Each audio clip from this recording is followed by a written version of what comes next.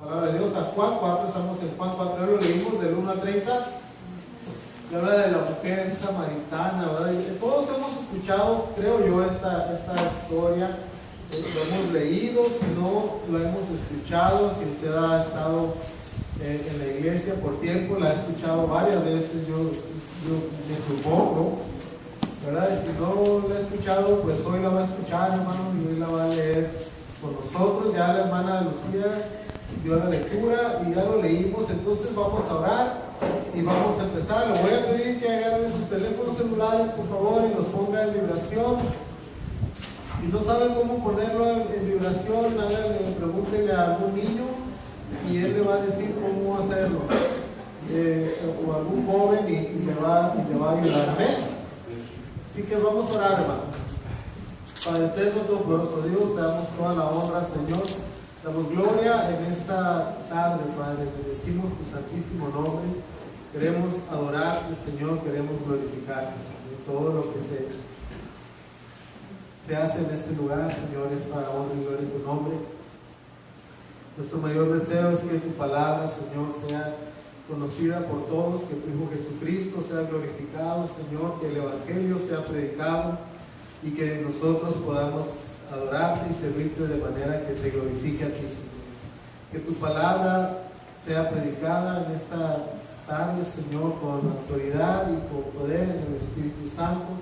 Que tu siervo sea usado por ti, Señor. Úsame, Señor, te pido en esta mañana para traer tu santa palabra, Dios, y que mis hermanos la reciban con gozo y con gusto, Señor, y tu siervo igual la reciba con gozo y con gusto, Señor, y que Dios haga la obra en nuestros corazones que tiene que hacer, Señor. Te bendecimos en el nombre de Jesús.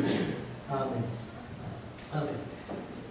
En Juan capítulo 4, hermanos, que es donde estamos ahorita en el libro de Juan, hemos estado aprendiendo, ¿verdad, hermanos? Hemos estado aprendiendo de la palabra de Dios, y al llegar al capítulo 4, dice la palabra en el versículo 1 que cuando el Señor pues entendió que los fariseos habían oído decir: Jesús hace y bautiza más discípulos que Juan, aunque Jesús no bautizaba sino sus discípulos, salió de Judea y se fue otra vez a Galilea, y le era necesario pasar por Samaria. Eso, hermanos, es bien interesante, que dice aquí, le era necesario pasar por Samaria, porque cuando usted ve el mapa del antiguo Israel, estaba Judea, estaba Samaria y estaba allá Galilea, ¿verdad? Entonces el Señor iba a ir a Galilea de regreso.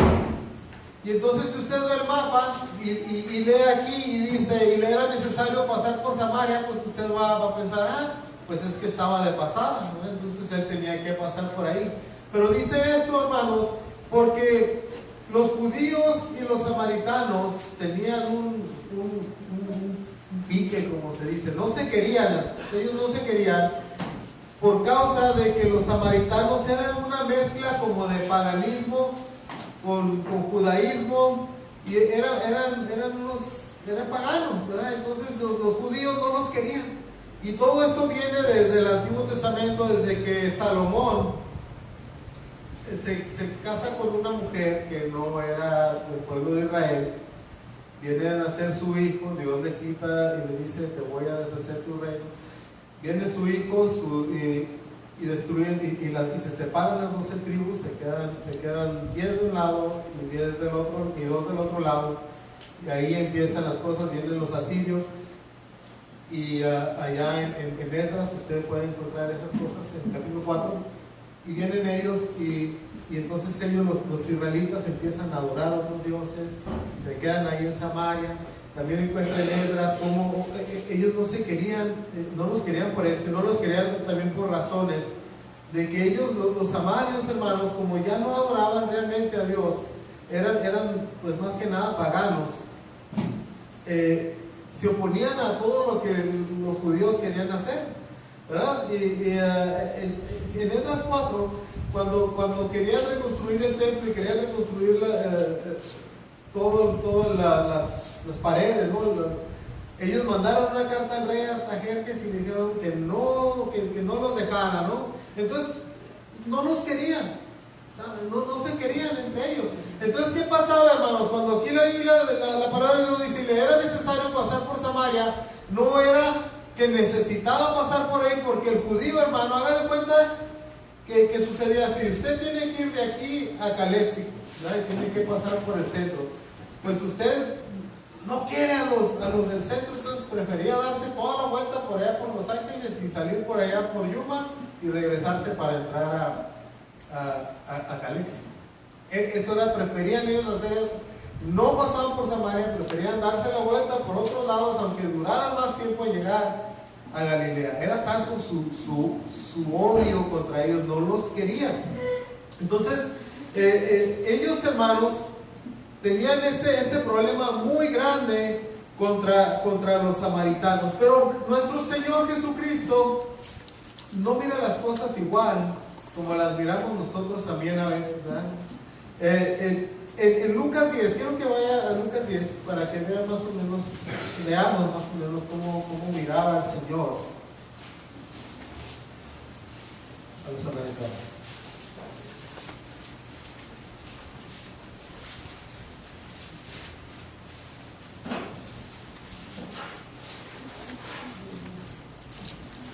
Cuando el Señor está hablando y le hacen esta pregunta al Señor Jesucristo: ¿quién es mi prójimo?, le dicen a él, ¿verdad? En el versículo 29. Pero él, queriendo justificarse a sí mismo, dijo a Jesús: ¿y quién es mi prójimo?, ¿verdad? Le hicieron una pregunta. Mira, vámonos más para atrás para que sepamos bien qué está pasando.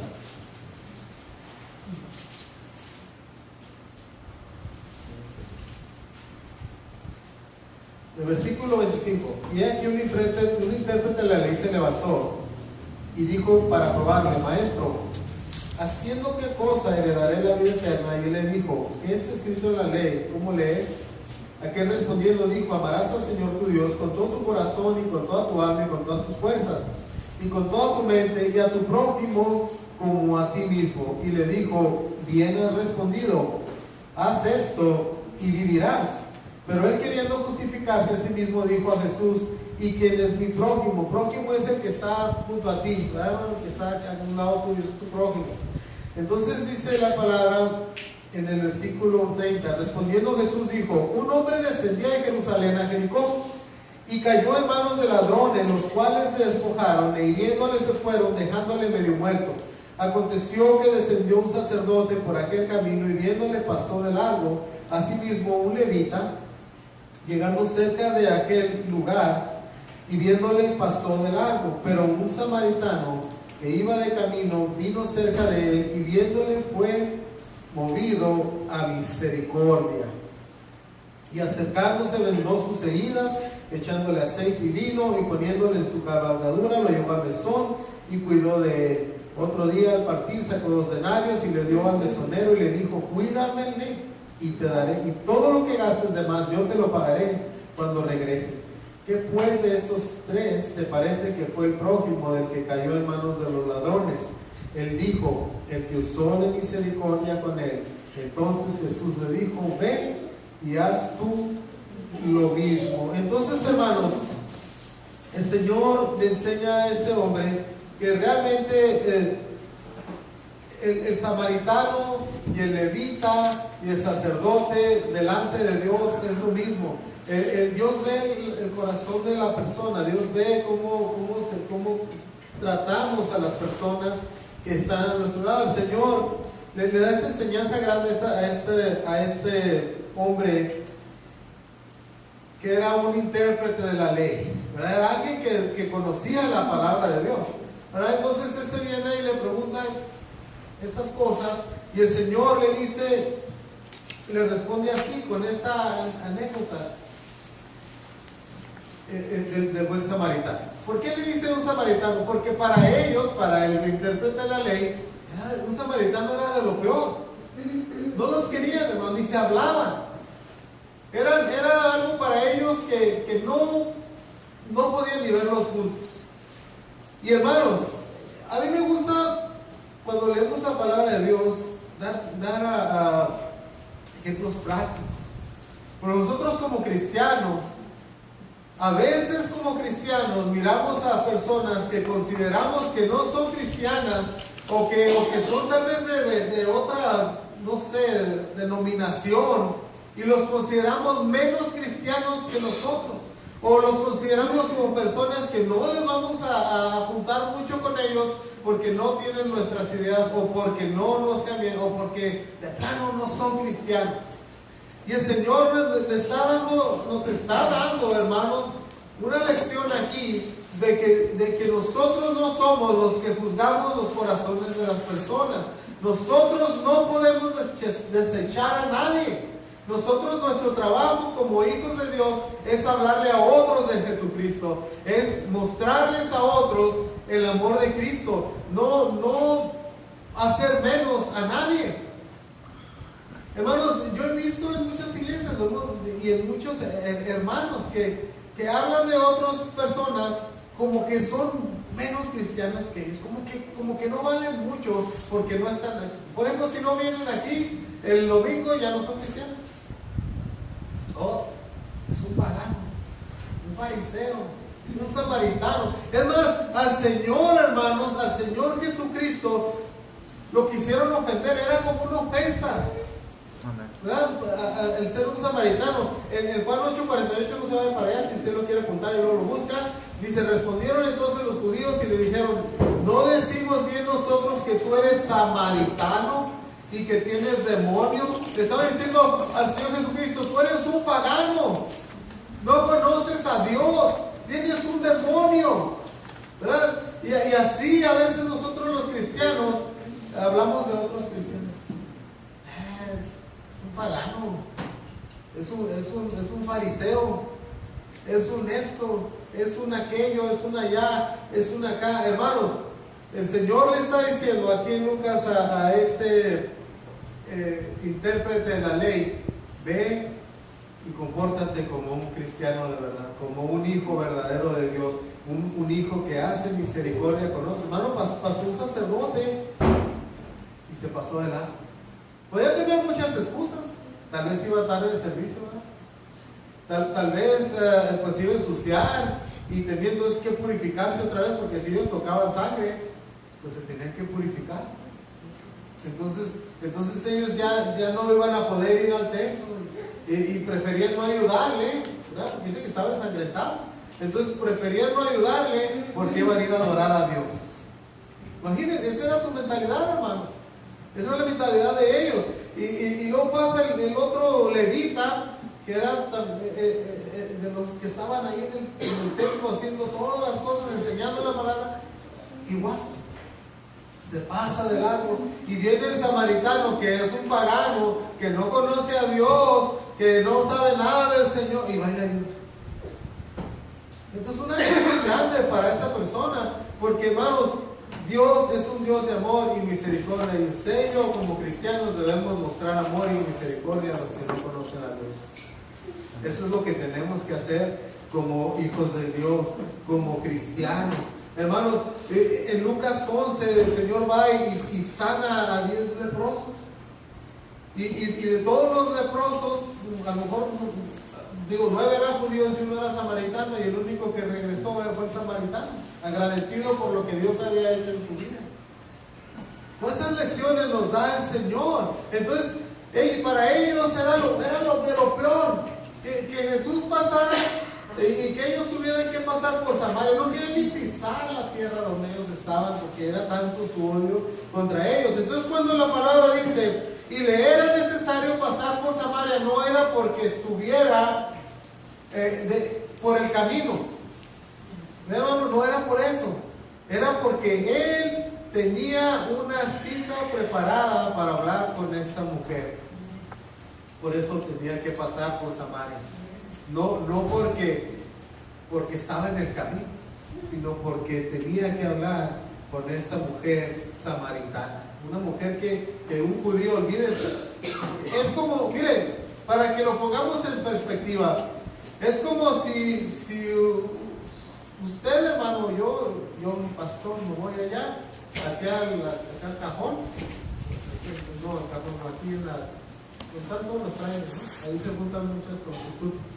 Y que yo esté ahí sentado con ellas y usted va a pasar y va a pensar mal, ¿verdad? ¿Qué está haciendo el pastor ahí? Y luego si no traigo tratados menos, ¿verdad? Decir, ¿qué anda haciendo ahí? ¿Me da cuenta así? Así lo miraban, era de lo peor. ¿Cómo podía estar el Señor Jesucristo ahí con una samaritana pagana? Que no conoce ni a Dios, que no sabe nada de Dios, que no le interesan las cosas de Dios, que ni siquiera entiende las cosas de Dios. ¿Cómo va a estar el Señor Jesucristo ahí? ¿Cómo va a estar nuestro Maestro ahí sentado con ellos? Mira, hermano, vino pues a una ciudad de Samaria, versículo 5, llamada Sicar, junto a la heredad que Jacob dio a su hijo José, y estaba ahí en el pozo de Jacob. Entonces Jesús, cansado del camino, se sentó así junto al pozo. Era como la hora sexta. Vino una mujer de Samaria a sacar agua, y Jesús le dijo: dame de beber, pues sus discípulos habían ido a la ciudad a comprar de comer. El Señor entonces, como le era necesario pasar por Samaria, vino a esa ciudad de Samaria, llamada Sicar, junto a la heredad de Jacob, que dio Jacob a su hijo José. Y ahí en el pozo estaba él sentado, Señor, esperando. Yo estoy seguro que estaba esperando a esta mujer. ¿Usted cree que él no sabía que iba a llegar esta mujer, hermanos? ¿Usted cree que él no sabía que ella iba a llegar y que él iba a hablar con ella y que ella iba a creer y se iba a convertir e iba a predicarle a otros? Pues, hermanos, esta mujer fue y predicó el Evangelio. En cuanto creyó, fue y predicó. Ahorita lo vamos a ver. Pero el Señor tenía una cita con esta mujer. Él tenía preparado desde antes de la fundación del mundo esta cita con esa mujer. Él quería hablar, le era necesario pasar por ahí porque tenía que hablar con esta mujer samaritana. Una mujer que nadie quería. Una mujer que para los judíos, ¿usted cree que al judío le importaba la salvación de los samaritanos? ¿Cree que tenían ese deseo de que los samaritanos conocieran a Yahweh, el Dios verdadero, al Dios que ellos predicaban, al Dios que ellos adoraban en Jerusalén? ¿Usted cree que mandaban misioneros a Samaria? No.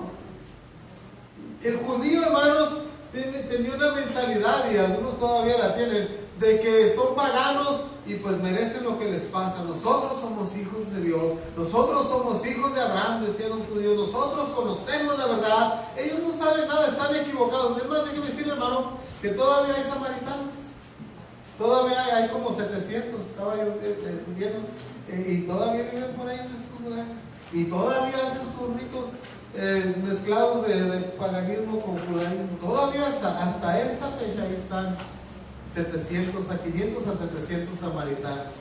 ¿Y creen que los judíos le mandan misioneros para que conozcan al Dios verdadero? No. Pero Jesús, hermano, no ve las cosas como nosotros. Dios es amor, hermanos.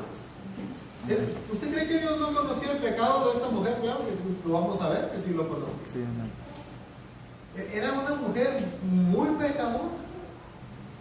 Era una mujer que pues promiscua.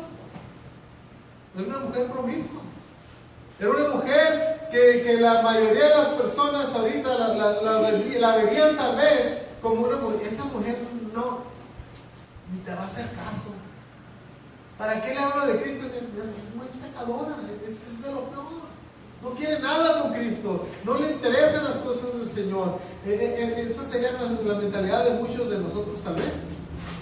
Esa era la mentalidad del judío, esa era la mentalidad de sus discípulos. El Señor está haciendo varias cosas aquí. No solamente va a salvar a esta mujer, sino que le está enseñando a sus discípulos lo que es ser un verdadero cristiano. Le está enseñando lo que es ser verdaderamente misericordioso, lo que es verdaderamente tener amor a las personas. Hermanos, tenemos que amar. Si somos cristianos, el amor es el primer fruto del Espíritu, ¿verdad? Lo hemos dicho muchas veces. Gálatas 5, ¿verdad? El amor es el primer fruto del Espíritu Santo. No hay tal cosa como un cristiano lleno de odio. No puede ser. La Biblia dice que no eres cristiano. Eso dice la Biblia, hermano. Si tu corazón está lleno de coraje y de odio, es muy probable que no seas cristiano o que no seas cristiana, ¿verdad? O tal vez hayas dejado brotar una raíz de amargura, como nos enseña en Hebreos, ¿verdad, hermano?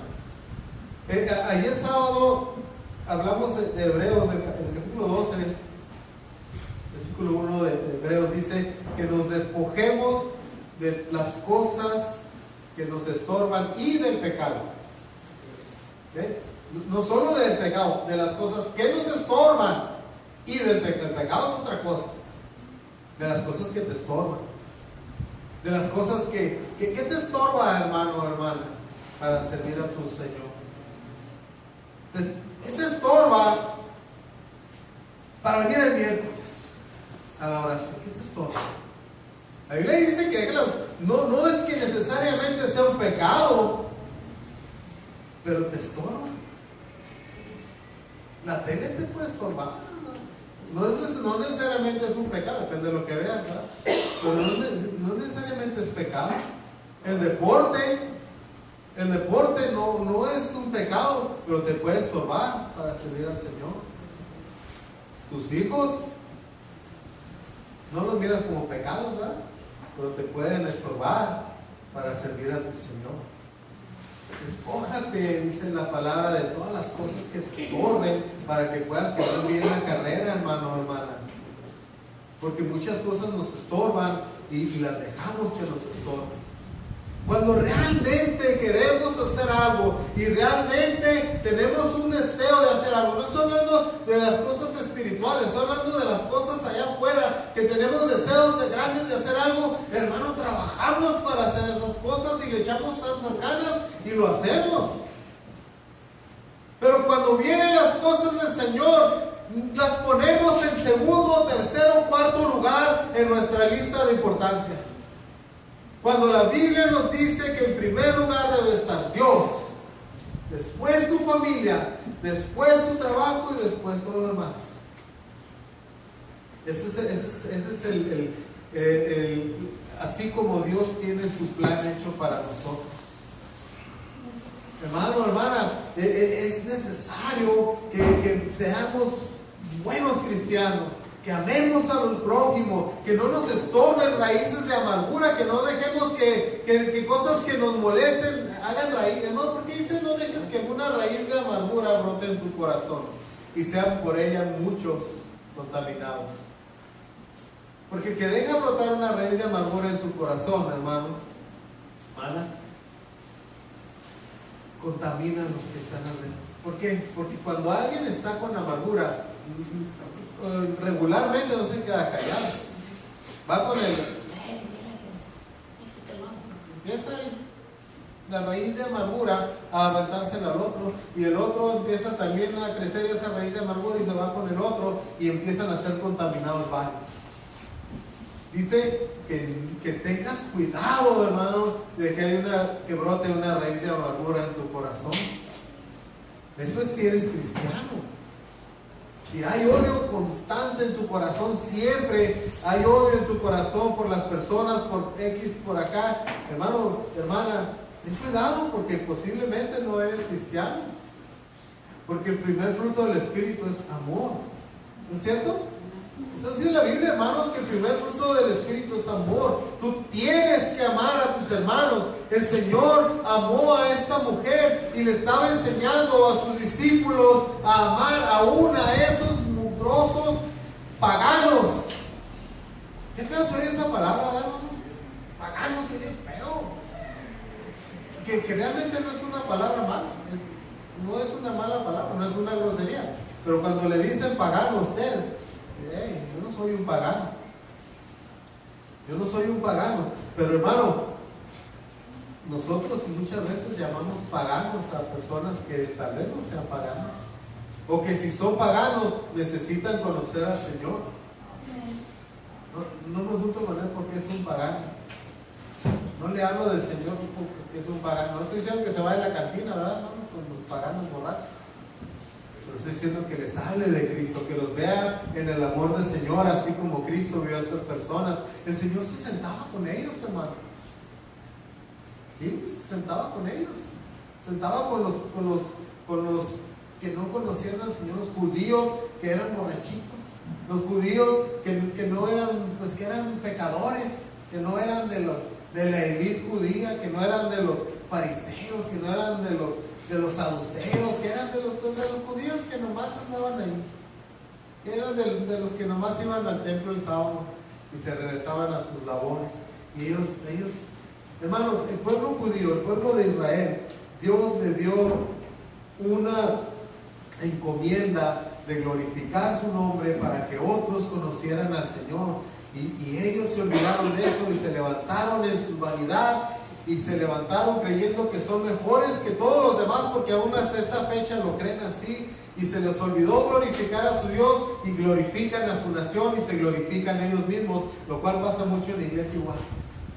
En vez de glorifican a su cristianismo, glorifican a su iglesia, se glorifican ellos mismos y se olvidan de los pecadores a los cuales Dios les mandó glorificar el nombre del Señor Jesucristo. Y brillar afuera, pero brillar de verdad, hermano.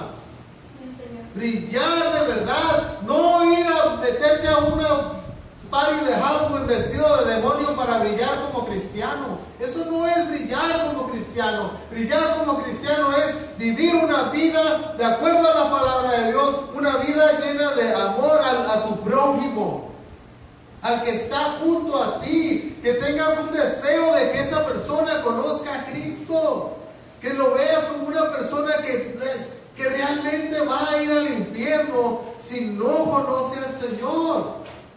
¿Por qué cree que los misioneros van a esos países donde los matan, hermanos? Donde pueden perder su vida. Porque aman a las almas.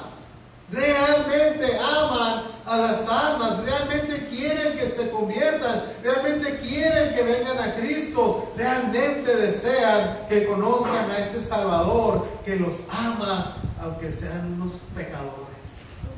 Esta mujer era una pecadora, hermano. Yo sé que Dios odia el pecado, yo sé que Dios odia al pecador, pero ama al pecador también. Por eso mandó a su Hijo Jesucristo, ¿no es cierto? Lo mandó, hermanos. Dios se hizo hombre. Dios caminó entre nosotros. Jesús murió en una cruz por ti. Dio su vida por ti. Y como a esta samaritana fue y te buscó en donde tú estabas y tuvo esta cita contigo un día y te habló a tu corazón como le habló a esa samaritana que le dijo el Señor en el versículo 10: si conocieras el don de Dios y quién es el que te dice dame de beber, tú le pedirías y él te daría agua viva. Quiero que leamos desde el 7, hermanos, para que veamos qué es lo que está pasando. Vino una mujer de Samaria a sacar agua y Jesús le dijo dame de beber, pues sus discípulos habían ido a la ciudad a comprar de comer. La mujer samaritana le dijo: ¿cómo tú, siendo judío, me pides a mí de beber, que soy mujer samaritana? Porque los judíos y samaritanos no se tratan entre sí. Fíjense, hermano, lo que esta mujer le dice al Señor: ¿cómo tú, siendo judío, me pides a mí agua? Porque sabía, hermanos, que los judíos eran tan orgullosos que mejor sacaban el agua a ellos, o mejor hacían cualquier otra cosa a pedirle agua, a siquiera hablarle. Dice: ¿cómo tú me pides agua siendo judío? Dice esta mujer: porque los judíos y los samaritanos no se trataban entre sí. O sea, no se hablaban, se odiaban. Había un odio entre ellos porque los dos decían: no, yo tengo la verdad. Y los judíos: no, nosotros tenemos la verdad. La verdad es, hermanos, que tanto judíos como samaritanos estaban perdidos en Cristo. estaban perdidos sin Cristo, no conocían al Salvador. Y esta mujer le dice el Señor: si conocieras el don de Dios y quién es el que te dice dame de beber, tú le pedirías y él te daría agua viva. La mujer le dice en el versículo 11: Señor, no tienes con qué sacarla y el pozo es hondo, ¿de dónde pues tienes el agua viva? ¿Acaso tú eres mayor que nuestro padre Jacob, que nos dio de este pozo, del cual bebieron él y sus hijos y sus ganados? Esta mujer, hermanos, estaba pensando literalmente que esa agua que iba a sacar el Señor iba a ser algún tipo de cambio en su vida. Porque le dice ella, no le dice: esa agua que sacas, pues ¿qué va a hacer esta agua que sacas? ¿A poco eres tú mayor que el padre? A lo mejor ella tenía alguna idea de que al tomar el agua iba a haber un cambio en su vida, porque esa agua tenía algún tipo de propiedades mágicas o qué sé yo, ¿no? No entendía lo que el Señor le estaba diciendo. Ella no sabía lo que el Señor le estaba tratando de decir todavía. El Señor le contesta: si conocieras el don de Dios y quién es el que te dice dame de beber, tú le pedirías y él te daría agua viva. En el versículo 13: cualquiera que bebiere de esta agua volverá a tener sed.